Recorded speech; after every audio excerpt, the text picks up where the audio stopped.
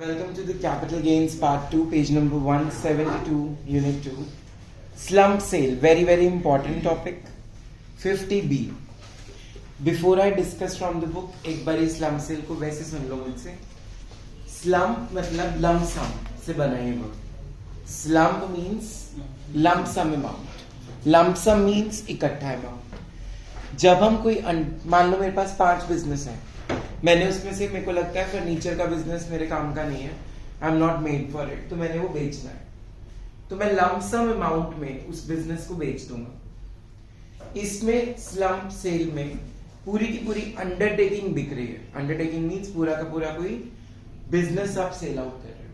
ठीक है, जैसे हमने कल पढ़ा था लॉन्ग टर्म में कि हमें उसकी एक्विजिशन कॉस्ट की इंडेक्सिंग करनी होती है लॉन्ग टर्म में, और इम्प्रूवमेंट की भी करनी होती है. इसमें इंडेक्सिंग क्यों नहीं होगी? हम पर्टिकुलर एसेट नहीं बेच रहे, हम पूरा का पूरा बिजनेस सेल आउट कर रहे हैं. तो इसमें फॉर्मूले से इंडेक्सिंग हटा दोगे. क्लियर? और अगर 36 मंथ से ज्यादा है तो it will be long term, अगर कम है तो let's read out. Any profits and gains arising from slump sale affected in the previous year shall be chargeable to tax as capital gains and deemed as income of the previous year in which transfer takes place. In case undertaking was held for not exceeding 36 months, it is short term, and more than that, it is long term. In relation to capital assets being an undertaking or division transferred by way of such slump sale, the net worth of the undertaking, underline net worth of the undertaking. Tushar, what is net worth बेटा? मतलब जहां पे हमने cost of acquisition नहीं है वहां पे हम अब लेंगे नेट वर्थ. नेट वर्थ का मतलब बता दो. फॉर्मूला बोलना है इसका. Total assets minus outside liabilities. Very good answer. Sit down. Net worth means assets minus outside liabilities. तो जहां पे आप कार्तिक माइनस करते थे कॉस्ट ऑफ एक्विजिशन, वहां पे आप उसका नेट वर्थ क्या कर दोगे? Minus. You will get the answer. तो उसने बोला क्या, देखो पढ़ो. The net worth of undertaking as the case may be shall be deemed to be the cost of acquisition and improvement. मतलब फॉर्मूले में हमने क्या पढ़ा था? Sales price minus expenses on transfer is what? Net consideration. Net consideration minus cost of acquisition and improvement is LTCG or STCG. But here acquisition and improvement means net worth. Clear हो गया? Number 2. FMV of the capital assets on date of transfer calculated in prescribed manner shall be deemed to be the full value of consideration received or accruing as a result of transfer of such capital asset. वही rule लेना है. FMV अगर ज्यादा है तो FMV वाला लेना. Here net worth shall be aggregate value of total assets of undertaking or division as reduced by value of liabilities of such undertaking or division as appearing in its books of accounts, but any change in the value of assets on account of revaluation of assets underlying shall be ignored for the purpose of computing the net worth. अगर किसी भी asset की value revalue हो रही है तो जो भी रिवैल्यूएशन है उसको इग्नोर करना है. नॉर्मल बुक वैल्यू लेनी है, रिटन डाउन वैल्यू. एसेट्स की कौन सी वैल्यू लेनी है? Written down value. जो ब्लॉक ऑफ एसेट्स में निकालनी सीखी थी, कैसे निकलती है? Cost at purchases minus sales. जो वैल्यू आएगी that is written down value. अगले पॉइंट में यही लिखा होगा, देखना. For computing net worth aggregate of total assets shall be in case of depreciable assets the written down value underlying of the block of assets determined in accordance with the provisions contained in whatever sections. In such capital asset being goodwill or business or profession which has not been acquired by assessee by purchase of the previous owner shall be taken as nil. अगर आपकी goodwill purchase goodwill नहीं है तो उसकी value nil लेंगे. ठीक है, क्योंकि याद है सेल्फ जनरेटेड गुडविल को अकाउंट्स में रिकॉर्ड नहीं करते. In case of capital assets in respect of whole of expenditure has been allowed or allowable as a deduction, the value will be nil. देखो एक सेक्शन आया 35 AD. ये theory है section की, ये मैंने करवाई नहीं तुम्हें पीजीबीपी में, अभी करवा रहा हूँ, ध्यान से सुन लेना. 35 AD क्या होता है? 35 AD होता है depreciation on those assets whose rate of depreciation is 100%. whose rate of depreciation is 100%. कुछ एसेट्स ऐसे भी होती हैं जो 100% depreciation आप क्लेम कर सकते हो, ठीक है। मैं आपको एग्जांपल देता हूँ। 2015 में इनकम टैक्स की बुक जो हमारी थी, टैक्स हर साल क्या हो जाता था, चेंज। अब तो थोड़ा बहुत स्टेबल हुआ है 2-3 साल से। जो इनकम टैक्स की बुक थी उसके ऊपर 100% डेप्रिसिएशन थी। आई गेस अब 40 या 60% है, मुझे नहीं पता, तुम्हारी डेप्रिसिएशन के चार्ट में मिल जाएगा तुम्हें, ठीक है। बुक्स बीइंग एनुअल पब्लिकेशंस, ठीक है। तो 100% डेप्रिसिएशन होती है कोई एसेट्स के ऊपर। मान लो आशु के पास एक बिजनेस है, उसने एक एसेट खरीदी 10 करोड़ की, 100% डेप्रिसिएशन वो क्लेम कर चुका है 35 AD के अंदर। तो अब वो कैपिटल गेन में उसकी वैल्यू निल लेगा। अकाउंटिंग बोलती है कभी भी आपकी एसेट की वैल्यू निल नहीं होनी चाहिए। इनकम टैक्स अलग बोलता है, इनकम टैक्स बोलता है निल हो सकती है अंडर सेक्शन 35 AD। इसका मतलब क्या है, आपने सारी डेप्रिसिएशन ऑलरेडी क्लेम कर ली। 10 करोड़ की हमने एसेट खरीदी, पता है वो साल बाद उसकी वैल्यू 0 हो जाएगी, तो हम P&L अकाउंट में डेबिट साइड पे पूरा 10 करोड़ दिखा देंगे। अगर हमारे प्रॉफिट्स कम है, 9 करोड़ है, तो डेप्रिसिएशन भी कितनी दिखाएंगे, 9 करोड़। जो 1 करोड़ रह गया उसको क्या नाम दे देंगे, unabsorbed depreciation. That will be carried forward in the next previous year, succeeding previous year, ठीक है। और इसको हम कैसे सेट ऑफ करेंगे, सबसे पहले करंट ईयर की डेप्रिसिएशन, फिर ब्रॉट फॉरवर्ड फ्यूचर लॉस, फिर किसकी बारी आएगी, अनएब्सॉर्ब्ड डेप्रिसिएशन, ठीक। So this is the scenario to be followed in both the chapters.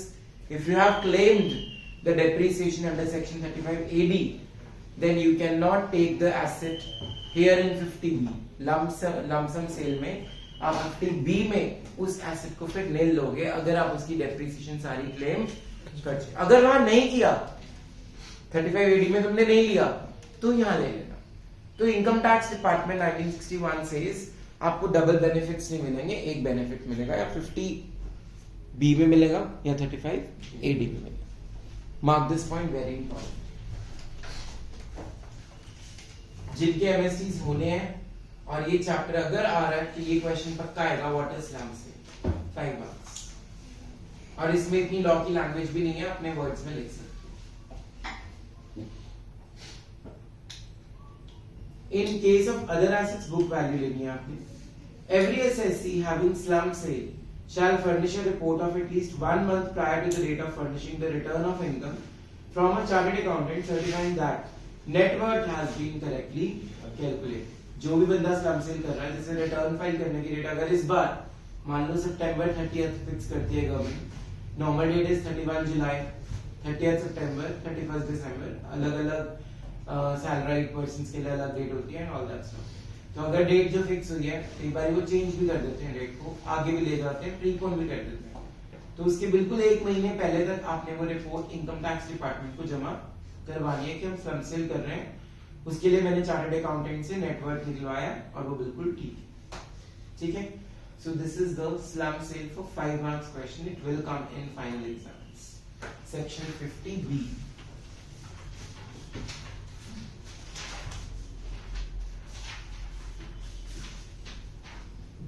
Next topic is on page number 179.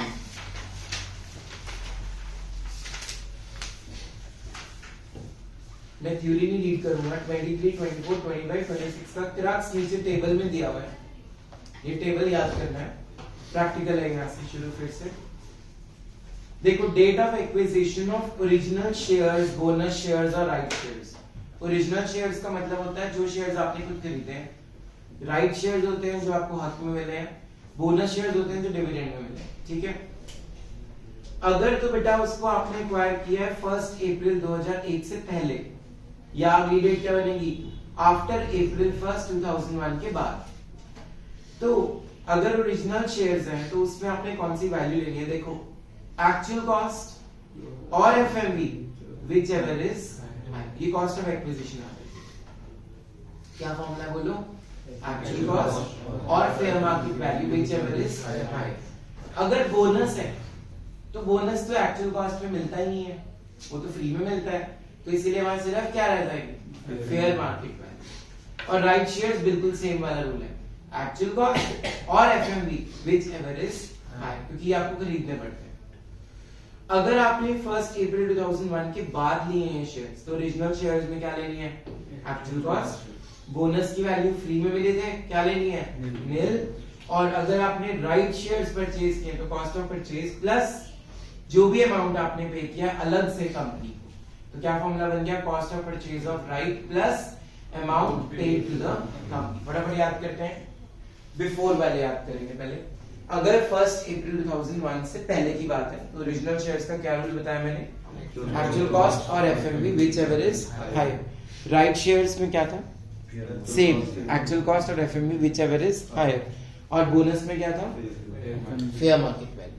अगर अप्रैल 2001 के बाद की बात करते हैं हम, तो हमने क्या लेनी है? ओरिजिनल शेयर्स की वैल्यू एक्चुअल कॉस्ट और बोनस की वैल्यू निल, और उसकी वैल्यू जितना भी आपका actual amount paid to the company plus cost of purchase, amount paid to the company plus cost of purchase. तो ये अब आज के प्रैक्टिकल में यूज होगा, ठीक है? इस चार्ट को मार्क कर लो, ये पूरा पेज इसने कवर कर दिया।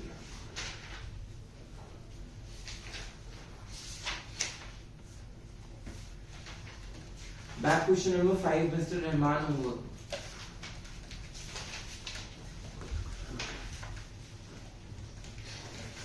The next topic, very important topic. Expenditure incurred in connection with transfer, page number 2.181.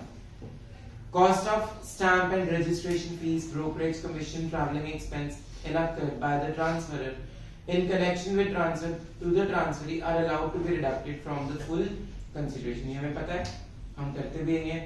जो हमारी सेल्स वैल्यू होती है उसमें से एक्सपेंसेस ऑन ट्रांसफर हम क्या कर देते हैं? Minus, and you will get net consideration. Okay, with this your 50% chapter capital gains practical wise is complete. Let's move to the next 50% chapter, exemption in respect of certain capital gains. इसमें deductions नहीं है, इसमें क्या है? Exemptions. कल क्या day है? It will be working tomorrow. It will be working on Sunday also. ठीक है, तो दोनों दिन वर्किंग है, आपने आना है। Exemptions बहुत इंपॉर्टेंट है। अब तक का जो चैप्टर था वो था 5 नंबर के लिए, अब शुरू हो जाएगा 15 नंबर के क्वेश्चंस। तो लेट्स स्टार्ट। आज हम करेंगे सेक्शन 10, एग्जम्प्टेड अंडर सेक्शन 10। क्या क्या है? Number 1, income from sale of shares in certain cases, section 10 subsection 36। Any income arising from transfer of LTCA, that is long-term capital asset, having underlying and eligible equity shares in a company purchased, underline, 1st day of March 2003 and 1st day of March 2004 के बीच में held for a period of 12 months shall be fully exempted। 1 साल के लिए government ने ना ये benefit निकाला था, सिर्फ 1 साल के लिए।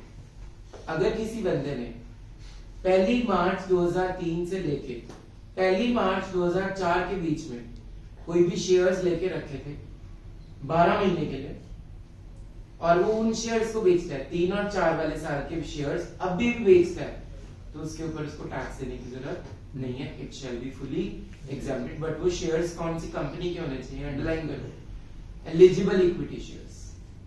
अब एलिजिबल का मीनिंग बताऊंगा सेमेस्टर 6 में। जैसे जो शेयर खरीदते 3 और 4 के बीच में अगर आज ही बेचे तब भी टैक्स नहीं लगेगा।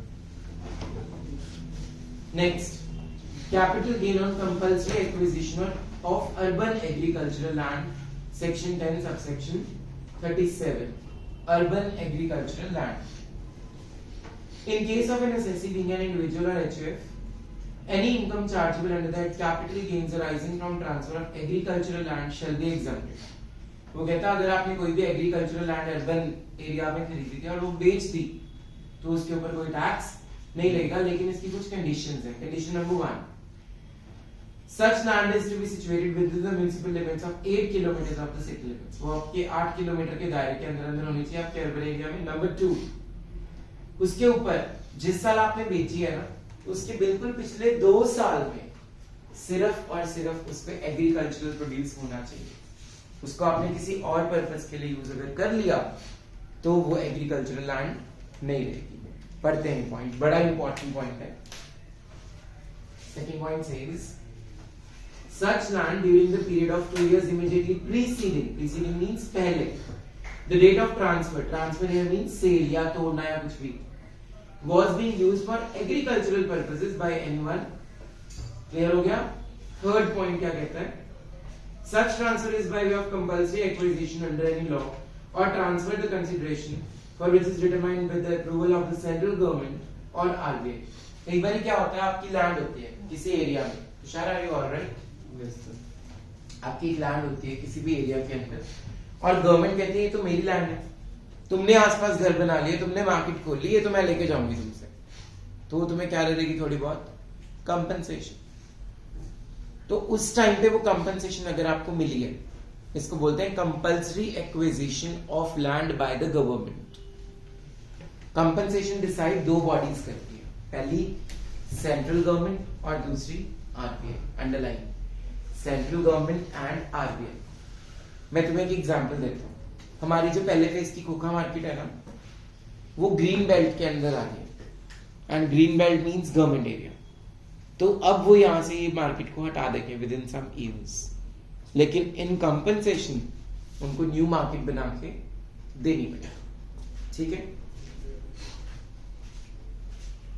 Next point is such income has arisen from compensation or consideration for such transfer received by assessee on or after 1st April 2004। ये रूल कब आया था? 1 अप्रैल 2004 के बाद। उससे पहले वाली अर्बन एग्रीकल्चरल लैंड के ऊपर कोई रूल नहीं बना था, तो 2004 की डेट के बाद ये रूल आया था। ये डेट याद कर लेना।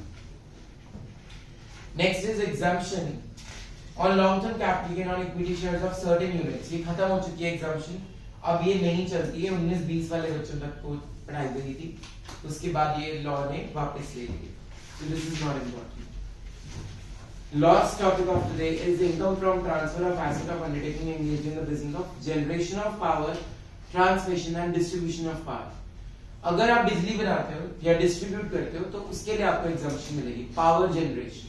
ठीक है, income from transfer of capital asset of N undertaking engaged in the business of generation or transmission of power where such transfer takes place underline the date before 31st March 2006 and transfer is made to the Indian company as notified under section 80IA। 80IA we will study in semester number 6।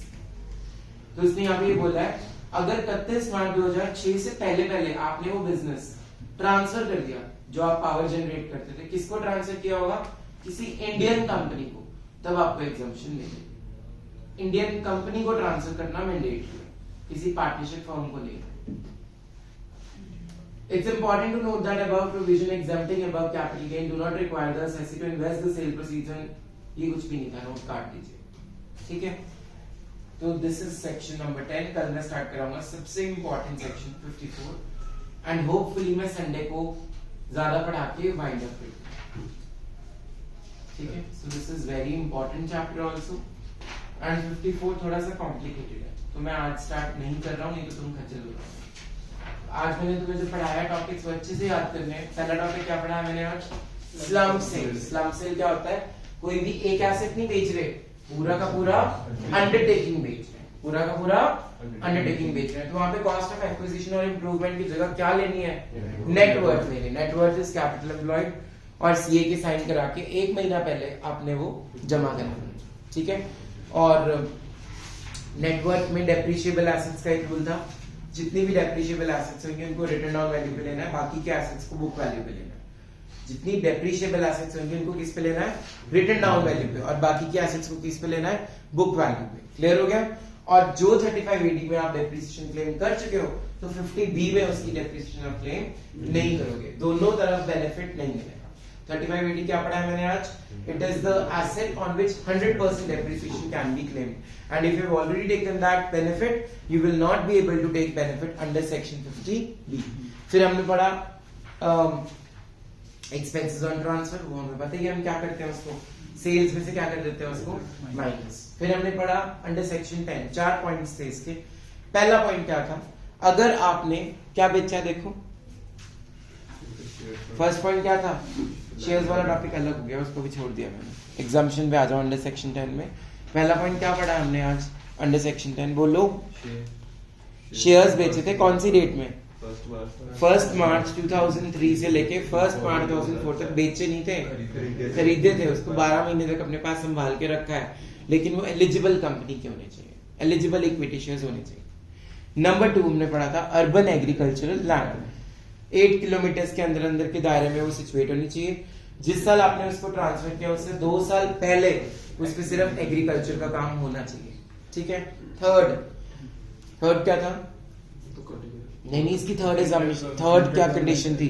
अगर compulsory acquisition हो रही है government की तो आपको enhanced compensation देगी, मतलब कुछ ना कुछ इन रिटर्न आपको पे करेगी। इसका 4th पॉइंट भी था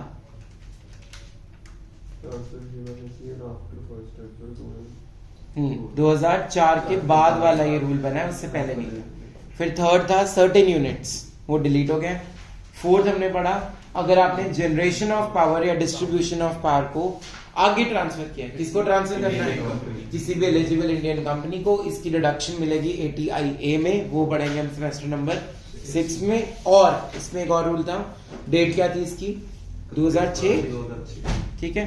so will continue tomorrow with the homework of learn these topics and make notes of section 10 and 50B.